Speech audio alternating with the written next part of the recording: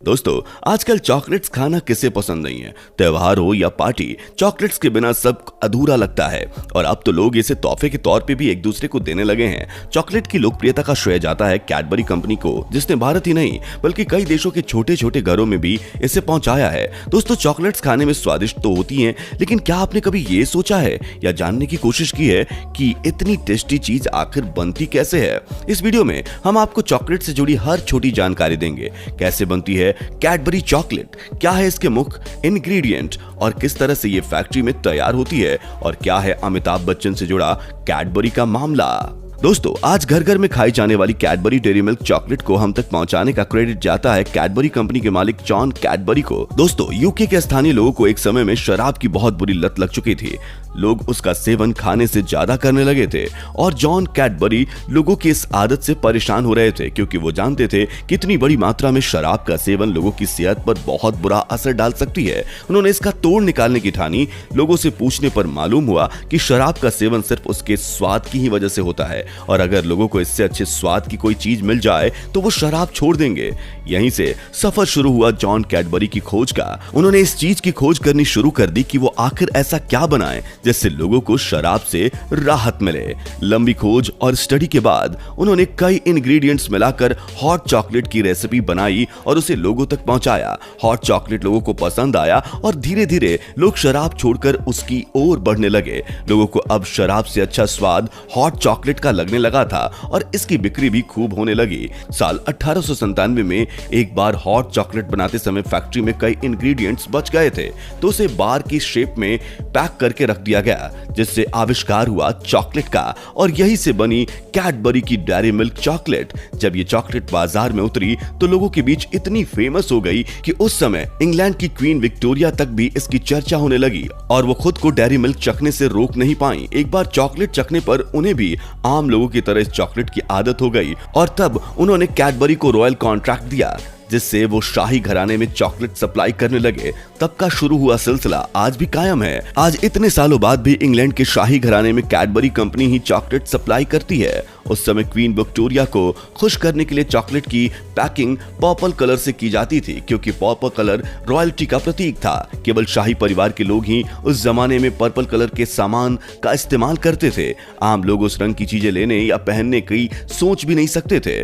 Purple रंग से जुड़ा एक और बहुत इंटरेस्टिंग किस्सा है। रोमन शासक की पत्नी को पर्पल रंग की शॉल बहुत पसंद आई, लेकिन उन्होंने उसे वो शॉल दिलाने से इनकार कर दिया, क्योंकि उनका मानना था कि अगर उनकी पत्नी पर्पल रंग का शॉल खरीद लेंगी तो उन्हें उस शॉल के वजन के बराबर का सोना व्यापारियों को देना पड़ेगा। तब से पर्पल रंग राजशाही का प्रतीक बना हुआ है। दोस्तों, कैडबरी ने इतने सालों तक अपनी पहचान पर्पल रंग की पैकिंग से ही बनाकर रखी थी, लेकिन साल 2013 में नेस्ले कंपनी ने उन पर इस रंगों को लेकर केस किया, जिसे वो जीत भी गए। दोस्तों, अब तक हमने आपको बताया कि कैसे शुरुआत हुई कैडबरी कंपनी की, कैसे बननी शुरू हुई डेयरी मिल्क चॉकलेट। अब हम आपको बताते हैं कि बड़ी बड़ी फैक्ट्रियों में लाजवाब चॉकलेट कैसे बनती है और इसके मेन इंग्रेडिएंट्स क्या होते हैं। दोस्तों, कोको बीन्स होती है किसी भी चॉकलेट को बनाने की मुख्य सामग्री। कोको बीन्स अफ्रीका के घाना शहर में पाए जाते हैं। कोको के पेड़ों पर लगे कोको पोट्स के अंदर से कोको बीन्स को निकाला जाता है। कैडबरी कंपनी यहाँ वहां से अपना रॉ मटेरियल लेने की जगह कोको लाइफ नाम की एक संस्था से कोको बीन्स लेते हैं।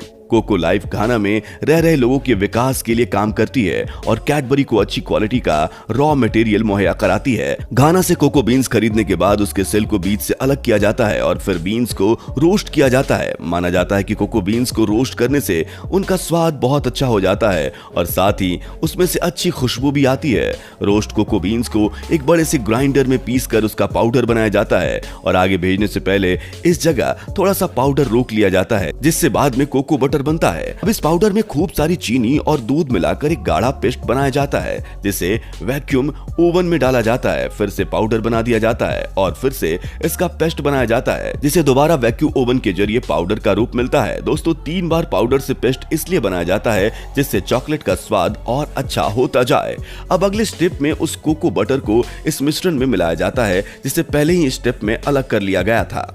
अब इसमें डाले जाते हैं कुछ आर्टिफिशियल फ्लेवर्स। जिससे इसका टेस्ट और भी अच्छा हो जाता है। दोस्तों इन सब को मिलाने के बाद जो पेस्ट तैयार होता है अब उसे सांचों में डालकर शेप दी जाती है और सांचे चले जाते हैं फ्रिज होने के लिए।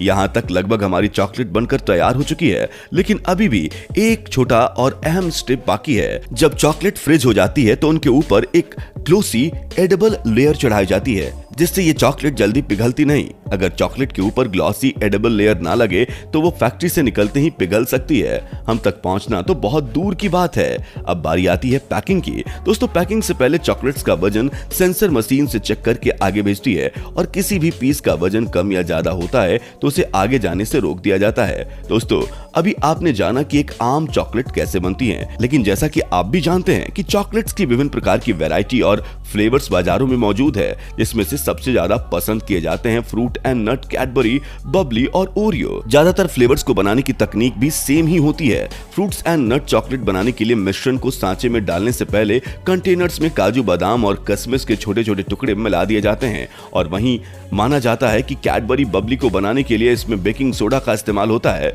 लेकिन कंपनी ने इस बात की कभी आधिकारिक पुष्टि नहीं की।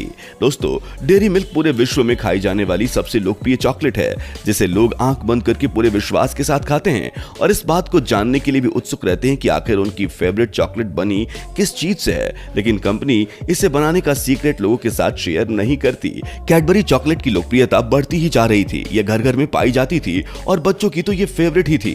कंपनी तरक्की के नए मुकाम हासिल कर रही थी। अचानक इसे एक बड़ा झटका लगा। साल 2003 में अफवाह फैलने लगी कि डेयरी मिल्क चॉकलेट में कीड़े निकलते हैं और उसे बनाने वाली कंपनी कैडबरी लोगों की जिंदगी के साथ खिलवाड़ कर रही है। सालों से कैडबरी ने लोगों के बीच विश्वास बना रखा था। वो मार्केट में बहुत ऊंचे पायदान पर खड़े थे, लेकिन इस अफवाह के चलते लोगों ने कैडबरी डेयरी मिल्क चॉकलेट खानी कम कर दी। बिक्री में जबरदस्त गिरावट आई और इस अफवाह से फायदा पहुंचा दूसरी कंपनियों को जो चॉकलेट बनाती थी। धीरे धीरे इसके सेल पर असर होना शुरू हुआ और कंपनी के बाजार से गायब होने के आसार दिखने लगे।